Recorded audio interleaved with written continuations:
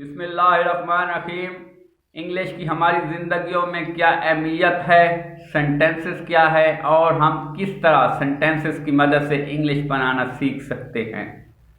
नाज़रीन काम, आज की वीडियो मैं अपने टीचर साजिद खान बलोच के नाम डेलीगेट करूंगा कि जिन्होंने 96 के अंदर अपनी 4G में हमें इंग्लिश में सेंटेंसेस बनाना सिखाए और हम आज 22-23 साल किताब से अनटच रहने के बावजूद भी काफ़ी हद तक इंग्लिश पे अबूर हासिल कर रखते हैं। नजरें काम 1947 के अंदर बरतानिया बगैर तो पाकिस्तान और इंडिया को हक के खुद इरादियत दे के यहाँ से चला गया, लेकिन उन्होंने इंग्लिश की शक्ल में हमारे ऊपर एक ऐसी मुसीबत मुसल्लत कर दी कि आज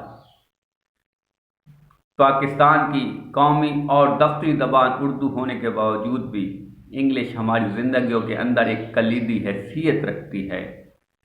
और अगर हम इंग्लिश पे अबूर रखते हैं तो हम ना सिर्फ तालीमी मैदान के अंदर बल्कि दुनिया के किसी भी शोबे में वाज़े मकाम बना सकते हैं।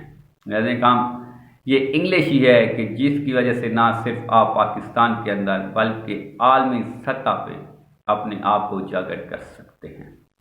जैसे काम इंग्लिश को 12 सेंटेंसेस जिनमें से 4 हाल, 4 मुस्तकबिल और 4 माजी के हैं। अगर आप 12 सेंटेंसेस पे अबूर हासिल कर लेते हैं तो यकीनी तौर पे आप इंग्लिश पे अबूर हासिल कर सकते हैं। जैसे काम हम अपनी अगली वीडियोस के अंदर इन 12 सेंटेंसेस के बनाने के तरीके और इनकी पहचान बताएंगे।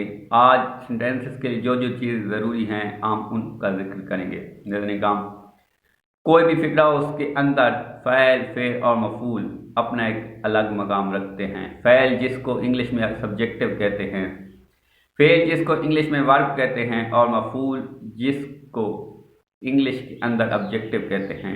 सेंटेंसेस जानने के लिए इन तीनों का जानना बहुत ज़्यादा ज़रूरी है। जैसे काम कोई भी फिक्रा हो उसके अंदर जो काम करने वाला होता है उसको फ़ैल कहते हैं।